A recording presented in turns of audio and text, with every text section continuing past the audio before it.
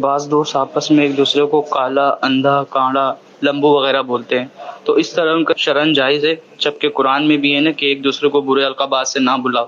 اس حوالے سے ہماری رہنمائی فرمائیں۔ کسی کو بھی چاہے دوست ہو، رشتہ دار ہوں، حتیٰ کہ اولاد ہو، کوئی بھی ہو، تو اس کو برے نام سے پکارنا یقیناً یہ اس کے لیے ایذا اور تکلیف کا باعث ہے، تو لہٰذا اس کی ہرگز اجازت نہیں ہے، جیسے کہ خود سائل نے بھی بیان کیا کہ اللہ پاک نے قرآن مجید میں اس سے منع فرمایا لا تنابزوا بالالقاب، کہ برے ناموں سے، برے القاب سے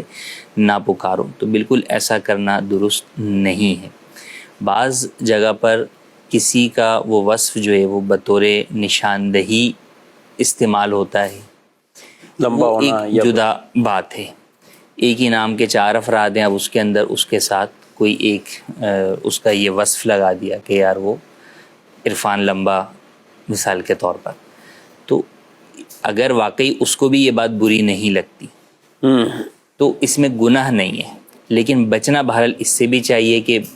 اگر اسے بری نہیں لگے گی تو اچھی بھی نہیں لگے گی، صحیح، تو اس اعتبار سے بہرحال بچنا ہی چاہیے۔ بعض لوگ بچوں کے بسا اوقات اس طرح کے نام جو ہے وہ شروع سے رکھ دیتے ہیں اور پھر آگے جا کر وہ بھی پریشان، وہی مشہور ہو جاتے ہیں اور شاید اصل نام لوگ بھول جاتے ہیں، اور اس طرح کے نام جو ہے وہ، تو بالکل ایسا نہیں ہونا چاہیے۔ خاص طور پہ ایسا وصف تو ہرگز نہیں ہونا چاہیے جو کہ اس انسان کی اپنی ذات کے اندر ہے نا، اور اس کے جسم کا کوئی عیب ہے، تو اب اس کے اندر اس کا کوئی وہی نہیں ہے، قصور ہی نہیں ہے، صحیح بات، وہ تو ایک چیز اس کو جو ہے وہ قدرتی طور پر ملی ہوئی ہے، تو لہٰذا اس طرح کی کسی بھی چیز کے ساتھ نہیں پکارنا چاہیے۔ سامنے والے کو اگر برا لگتا ہے تو پھر واضح طور پر جو ہے وہ ناجائز ہے، حرام ہے، گناہ ہے، اور اگر اسے برا نہیں لگتا تو بھی بچنا چاہیے۔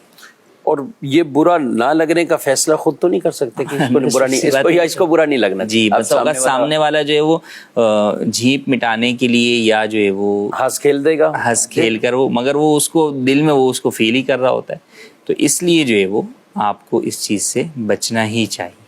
یعنی کوئی گنجا ہے، اب وہ ایک وہ ہوتا ہے کہ جس نے خود ہلاک کروایا ہوا ہے، اور ایک وہ کہ جو ہو چکا ہے، جی، تو وہ لوگوں میں ایک طرح کے ویسے ہی اپنا یہ عیب ہے، اس کو عیب ہے جس کو وہ چھپانے کی کوشش کرتا ہے، جس کو چھپانے کی کوشش کرتا ہے۔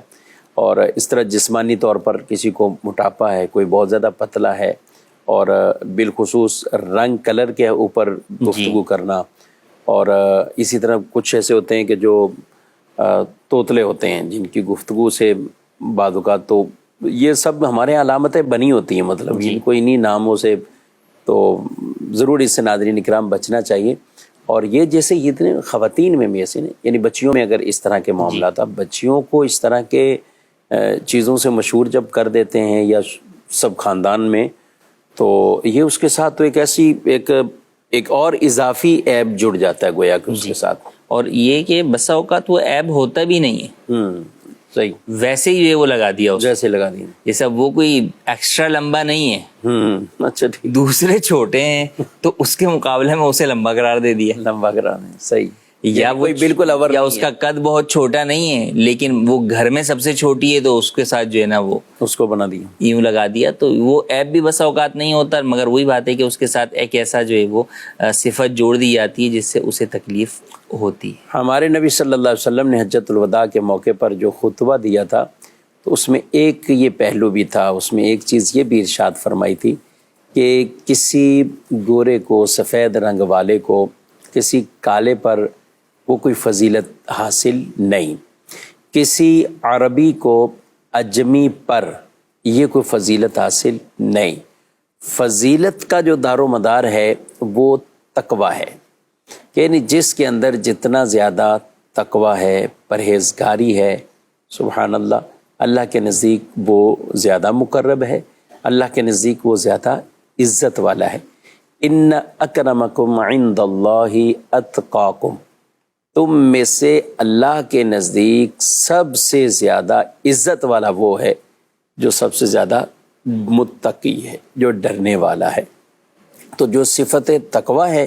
یہ سب کو اختیار کرنا چاہیے تاکہ متقین میں ہمارا شمار ہو، اور یہی ایک عزت کا معیار ہے اللہ کے نزدیک۔